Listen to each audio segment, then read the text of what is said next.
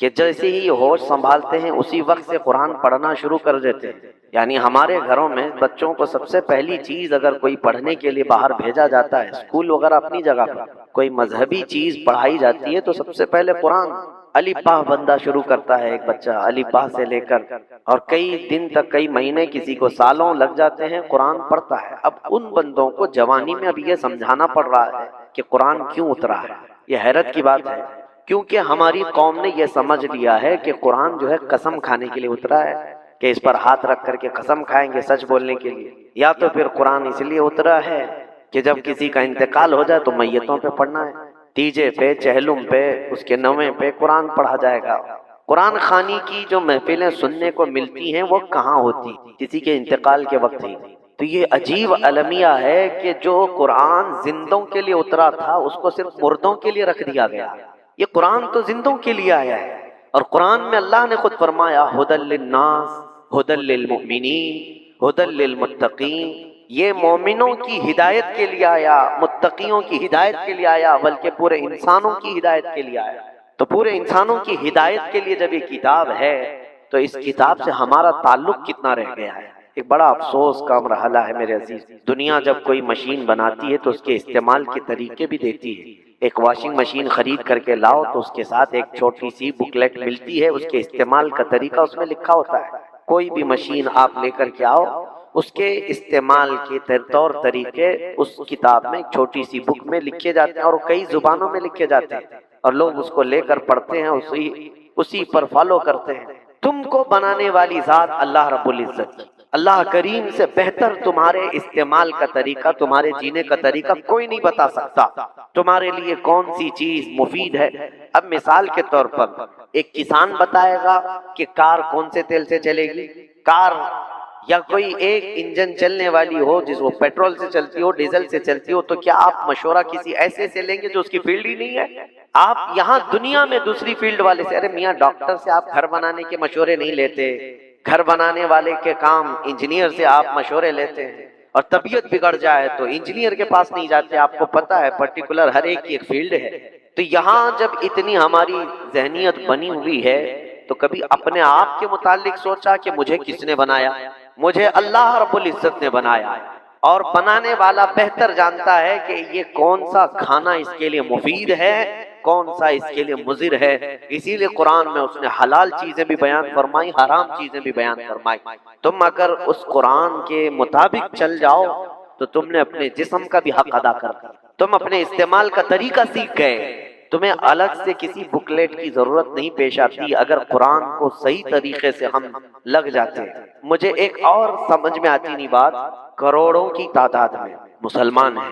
ایک المیہ میں آپ کو بتاؤں، ایک المیہ ہے، ایک ڈاکٹر اگر نکل کر کے آئے، میں ایک مثال کے ذریعے سے سمجھاتا ہوں، اگر وہ کوئی ایسی دوا بتا رہا ہو جو جسم کے لیے مضر ہے، اچھی نہیں ہے، کم پڑھا لکھا ڈاکٹر ہوگا کوئی بھی اس طرح کی بتا رہا ہو، اس کی اس غلط بیانی کو پکڑنے والے بہت سارے لوگ ہیں، پکڑ لیں گے۔ کئی ڈاکٹرز ہیں، بہت سارے ہیں، وہ بول دیں گے کہ یہ ڈاکٹر جھوٹا ہے، غلط بول رہا ہے۔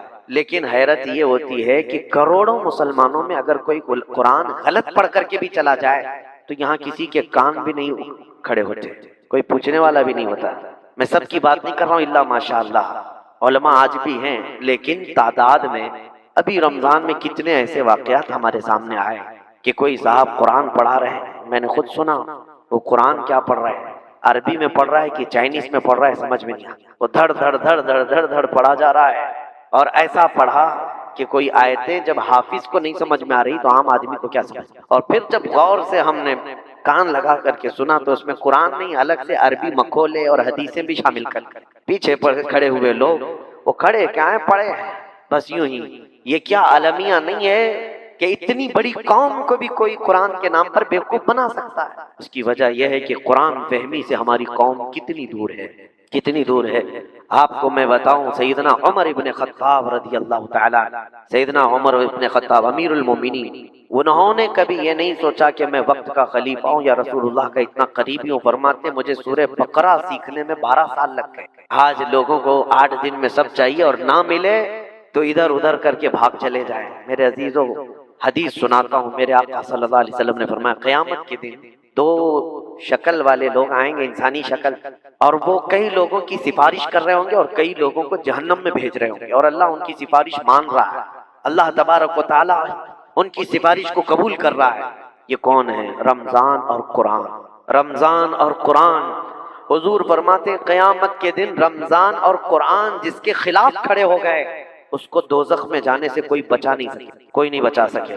اور رمضان اور قرآن کس کے خلاف کھڑے ہوں گے یہ بھی فرمایا، رمضان کی بے حرمتی کرنے والا، رمضان کے روزوں کو چھوڑ کر، اس کی عبادتوں کو چھوڑ کر گپے لگا رہا ہے۔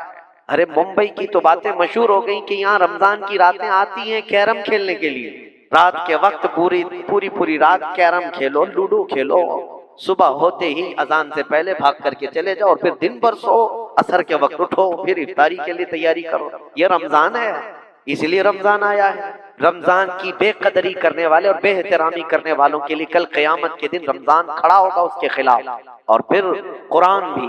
اور حضور پاک صلی اللہ تعالی علیہ وسلم جو سید المعصومین ہیں، سید الانبیاء ہیں، وہ جب یہ دعا کرتے تھے کہ اے اللہ قرآن کو میرے خلاف حجت نہ بنا، ہمارے موافق بنا کر اٹھا، حضور دعا کرتے تھے اللہم اجعل القرآن حجتا لنا لا حجتا علینا، اے اللہ قرآن کو ہمارے خلاف مقدمہ کرنے والا نہ بنا، قیامت کے دن ہماری سفارش کرنے والا بنا۔ جو صاحب قرآن ہیں وہ دعا کر رہے ہیں، اور یہاں جو قرآن کو پورا پیچھے پھینک چکے، چھوڑ چکے، ان کا کیا حال ہوگا؟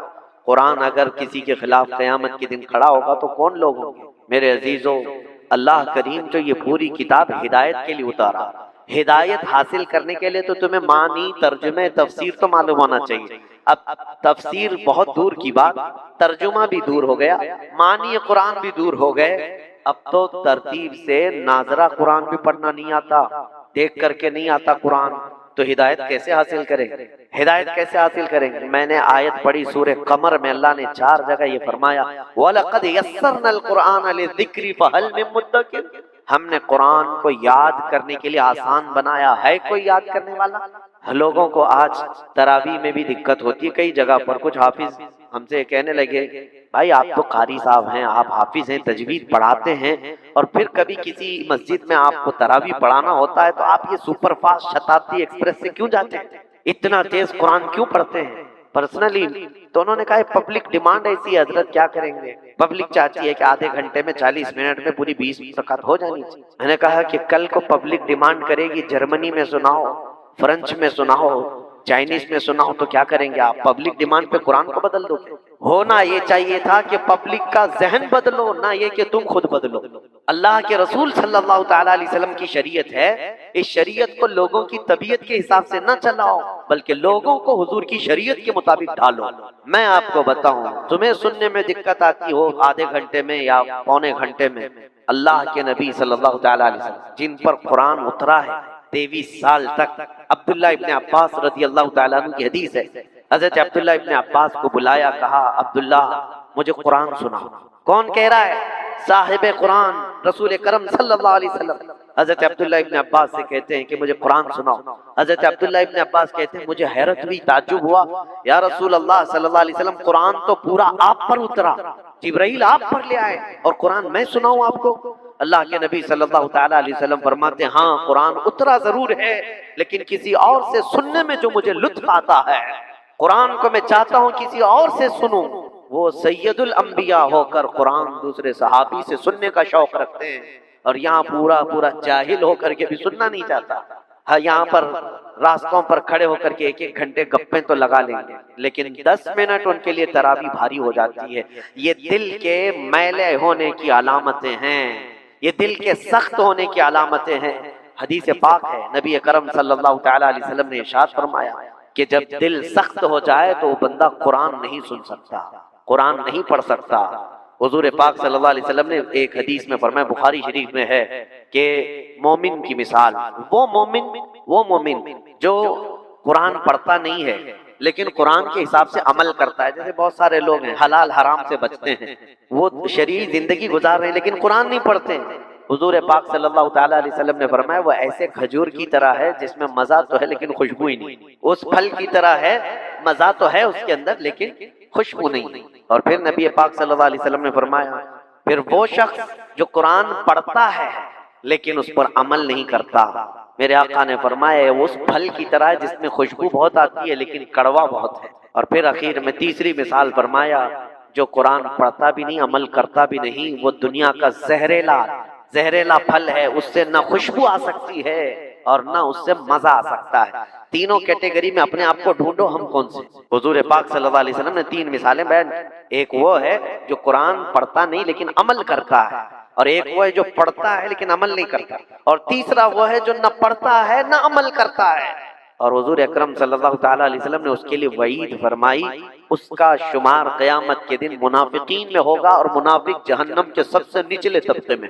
عزیزان گرامی اوقار، قرآن کو اللہ فرما رہے ہم نے بہت آسان کیا یاد کرنے کے لیے، ہے کوئی یاد کرنے والا؟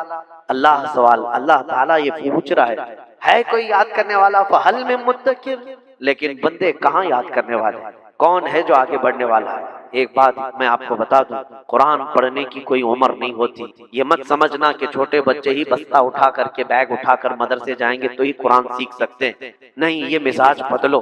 میں اپنے علاقے بکرولی میں الحمدللہ 2 سال قبل میں نے قرآن پڑھانا شروع کیا تھا، 70 سال کی عمر کے بوڑھے بھی ہمارے پاس قرآن پڑھتے تھے، اور ایسا نہیں ہے کہ یوں ہی چل کر کے آئیں، باضابطہ ہم نے ان کو یونیفارم بھی دیا تھا، یونیفارم کے ساتھ آئیں تاکہ آپ کے اندر کا ایگو ختم ہو جائے کہ میں بچہ بن کر کے سیکھوں گا لیکن کچھ اور نہیں، اللہ کا کلام سیکھ رہا ہوں۔ اور کیا بہتر ہوتا کہ قرآن سیکھتے سیکھتے موت آتی، میرے آقا کے فرمان پر عمل ہوتا کہ ماں کی گود سے قبر کی گود تک علم حاصل کر۔ عمر کچھ نہیں ہے اس میں، بڑھاپا آیا تو اس سے کیا کر۔ اور ہمارے علاقے کرناٹک میں ایک صاحب ملے تھے جن کی عمر ابھی 76 کی ہے، 28 پارے حفظ کر چکے، یہ اس عمر میں قرآن پاک کو 28 پارے کر چکے۔ اور خود میں نے حضور تاج الشریعہ رحمۃ اللہ تعالیٰ علیہ، ان کی عمر 70 سال کو پہنچی، خود قرآن پاک شروع میں حافظ نہیں تھے، تھوڑا آنکھیں جا چکی، آواز ختم ہو چکی، اس وقت تھوڑا تھوڑا قرآن سن کر کے یاد کرتے اور سناتے بھی تھے، 16 پارے تک میں نے سنا قرآن پاک۔ وہ عمر نہیں جن کی مصروفیت بھی ہے، لاکھوں مریدین الگ ہیں، شاگرد الگ ہیں، بہت سارے معاملات، اس کے باوجود اپنے قرآن کے لیے وقت نکالتے اور یاد کرتے۔ میرے عزیزوں، جب ان لوگوں کو قرآن پڑھنے میں اور یاد کرنے میں، اور میں آپ کو بتاؤں وہ ہندوستان کی عبقری شخصیت، کون نہیں جانتا حضور تاج الشریعہ؟ کون نہیں جانتا؟ علماء جس کے پاس زانو ادب طے کرتے ہوں، لیکن وہ قرآن یاد کر کے سناتے کس کو تھے؟ صرف ایک 15 سال کا بچہ تھا، ایک 15 سال کا چھوٹا لڑکا تھا، اس کو قرآن سنا دیتے تھے کبھی کبھی۔ تو اس میں کوئی جھجک نہیں، کوئی آر نہیں۔ کیوں؟ آپ کیا پڑھ رہے ہیں؟ اللہ کا کلام پڑھ رہے ہیں، اللہ کی کتاب پڑھ رہے ہیں۔ بس میرا میسج یہی ہے کہ قرآن کی طرف آؤ۔ مشہور شعر ہے، وہ زمانے میں معزز تھے مسلمان ہو کر، آج ہم خار ہوئے ہیں تاریک قرآن ہو کر۔ درس قرآن کو گر تم نے نہ بھلایا ہوتا، یہ زمانے نے زمانہ نہ دکھایا ہوتا۔ یہی سارے معاملات ہیں، قرآن کی سمجھ سے دور ہو جانا۔ ایک اور بات میں آپ کو بتاؤں، امریکہ، یورپ، یہ سب ہنستے ہیں اس بات پر کہ مسلمان کہتے ہیں کہ سب سے بہترین لا، سب سے بہترین قانون ان کے پاس ہے، لیکن یہ تو قوانین ہم سے پوچھ رہے ہیں، ہمارے حساب سے چل رہے ہیں، نظام ہمارے حساب سے چلا رہے ہیں۔ یہ آج کتنا بڑا عالمیہ ہے، اس کی وجہ یہی ہے کہ ہماری قوم جہالت کو پسند کر رہی ہے۔ آپ ریولیوشن لا سکتے ہیں، انقلاب لائیں، اپنے بچوں کی اسکول ضروری ہے، ٹھیک ہے، میں یہ نہیں کہتا، لیکن کاش اتنے اہل ثروت مل کر کے یہ کیوں نہیں سوچتے کہ ہمارا بچہ جہاں انگلش پڑھنے جائے گا لیکن اس کی ابتدا الحمدللہ رب العالمین سے ہوگی۔ میں نے کیرلا میں دیکھا ہے، پہلے کے حالات کیا تھے پتہ نہیں، لیکن وہاں پر ایک ایسا انقلاب کہ الحمدللہ وہاں کے مثقف مہذب مسلمانوں نے بہت بڑا انقلاب پیدا کر رکھا ہے۔ ہم گزر رہے تھے گاڑی سے، ایک اسکول کو دیکھا، شری گنیش نام سے کوئی مینجمنٹ ہے، ہندوؤں کی اسکول ہے، اور اسکول کے باہر بورڈ لگا تھا کہ ایڈمیشن اوپن، جیسے موسم آتا ہے ایڈمیشن اوپن کا بورڈ لگا رہتا ہے، لیکن اس میں نیچے یہ لکھا ہوا تھا کہ ہمارے ہاں مسلمان بچوں کو قرآن پڑھانے کا انتظام ہے۔ میں نے پوچھا کہ یہ ہندو مینجمنٹ اسکول چلا رہی ہے اور اسکول ان کی ہے، تو جو صاحب ہمارے ساتھ تھے وہ عالم دین تھے، انہوں نے ہنس کر کے کہا ان کی مجبوری ہے، اس لیے کہ تقریباً 350 اسکول CBSE بورڈ کے ہمارے وہاں پر موجود ہیں جس میں قرآن سے شروع کیا جاتا ہے، اور اتنا بڑے پیمانے پر جب اسکول قائم ہے اور بچے پورے قرآن کے ساتھ جب پڑھتے ہیں تو ظاہر سی بات ہے ہمارے بچوں کو اٹریکٹ کرنے کے لیے، کھینچنے کے لیے انہیں یہ بولنا پڑے گا کہ ہمارے ہاں بھی قرآن پڑھایا جاتا ہے، بدل کر کے رکھ سکتے ہو میرے عزیزو آج بھی، کیونکہ ہمیں پتا ہے دنیا تم سے ہے اور تم دنیا سے نہیں ہو، دنیا آپ سے ہے۔ کئی انڈسٹریاں تمہارے نام پہ چل رہی ہیں، جس دن تم پیچھے ہٹ گئے کئی تو ٹھپ پڑ جائیں۔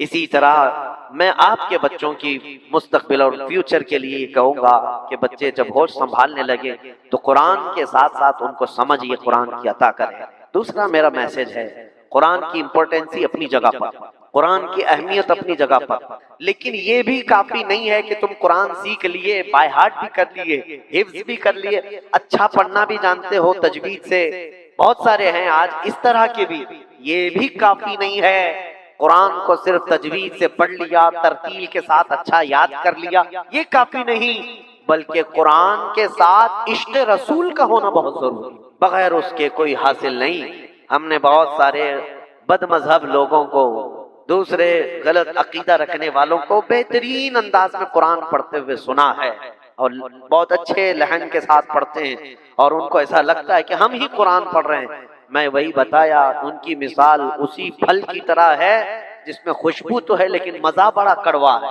مزہ بہت کڑوا ہے، اس کی کوئی حاجت نہیں۔ ہاں، بے عشق رسول جو قرآن پڑھتا ہے وہ پھر ڈنڈیاں مارنے لگتا ہے ادھر سے ادھر، کچھ نہ کچھ، اس کی بہت ضرورت ہے۔ دیکھیں قرآن سے میں بتاؤں، قرآن کے چھٹے پارے میں اللہ نے فرمایا قد جاءکم من اللہ نور وکتاب مبین، مشہور آیت ہے، اکثر کو یاد بھی ہوتی ہے، جس کا مطلب ہے بے شک اللہ کی طرف سے ایک نور آیا اور روشن کتاب، دو چیزوں کا ذکر ہے آیت میں، ایک نور آیا، ایک روشن کتاب۔ بات سمجھ میں آ رہی؟ نور کا مطلب کون ہے؟ ہر سنی پکارے گا وہ تاجدار مدینہ، وہ تاجدار مدینہ صلی اللہ علیہ وسلم کی ذات ہے، وہ محمد الرسول اللہ ہے۔ نور اور کتاب مبین قرآن پاک ہے، دونوں چیزیں آیت میں ہیں۔ اللہ نے کیا بھیجا؟ پہلے نور اور پھر روشن کتاب۔ اور دنیا کے دستور میں بھی اگر حالات کو بھی دیکھیں گے تو یہی نظر آتا ہے۔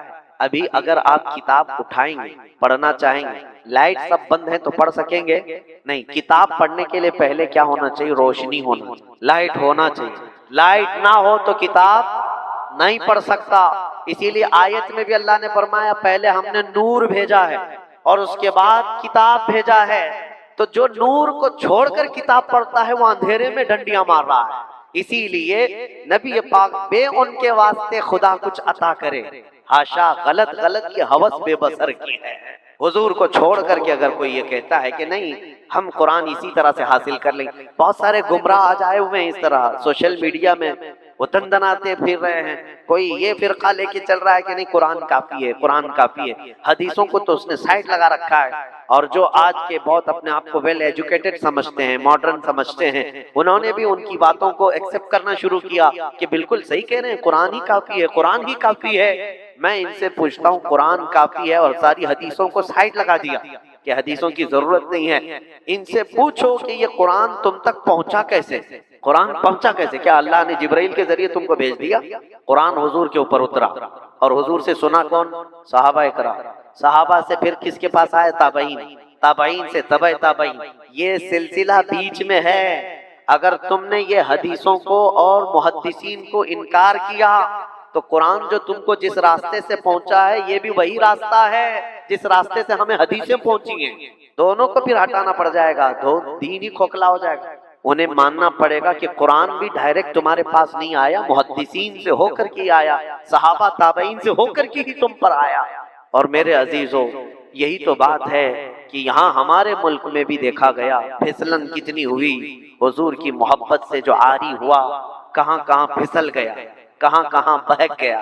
کیا آپ نے نہیں سنا سورہ فتح کے ترجمے میں کیسے ڈنڈی مار دی؟ انا فتحنا لک فتحا مبینا لیغفر لک اللہ ما تقدم من ذنبک وما تأخر۔ اے محبوب، ہم نے آپ کو روشن فتح عطا کی۔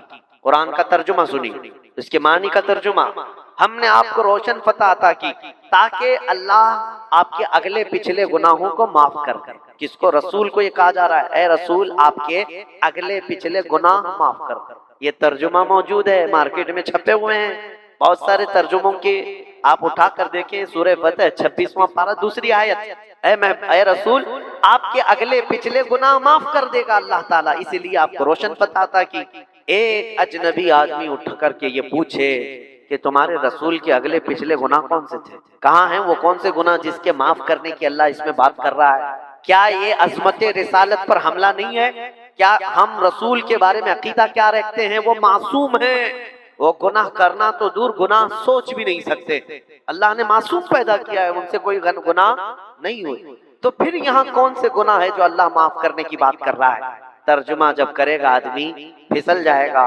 اسی لیے بریلی کے امام اعلیٰ حضرت فاضل بریلوی کا ترجمہ اٹھاؤ کنز الایمان، اور یہی آیت کا ترجمہ انہوں نے کیا لکھا ہے، پڑھو تو ایمان تازہ ہوتا ہے۔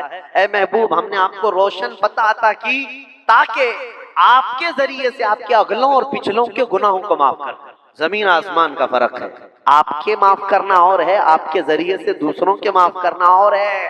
اور ترجمہ یہ وہی کرے گا جس کو عظمت رسالت پتہ ہے، نبی پاک صلی اللہ علیہ وسلم کے عشق کے ساتھ پڑھتا ہو قرآن تو یقیناً وہ امت کا امام ہوتا ہے۔ ایک دو جگہ نہیں میرے عزیزو، کئی جگہ پر اس طرح کے معاملہ۔ ایک صاحب نے یہ بھی کہہ دیا وَوَجَدَكَ ضَالًّا فَهَدَىٰ، اے رسول ہم نے آپ کو گمراہ پایا تو ہدایت دے دی۔ حضور کو گمراہ پایا، حضور کو بھٹکا ہوا پایا۔ ضال کا مطلب اگر آپ ڈکشنری میں دیکھنے جائیں گے یہ بحث کریں گے آپ سے، اگر آپ پھر گئے کہ بھائی یہ کیسا ترجمہ تمہارے مولانا صاحب نے کیا، ڈکشنری کھول کے دکھائیں گے کہ دیکھو بھائی ضال کا مطلب ہی یہی ہوتا ہے راستہ سے بھٹکا ہوا، وہ صحیح ہے، ڈکشنری میں جائیں گے، لیکن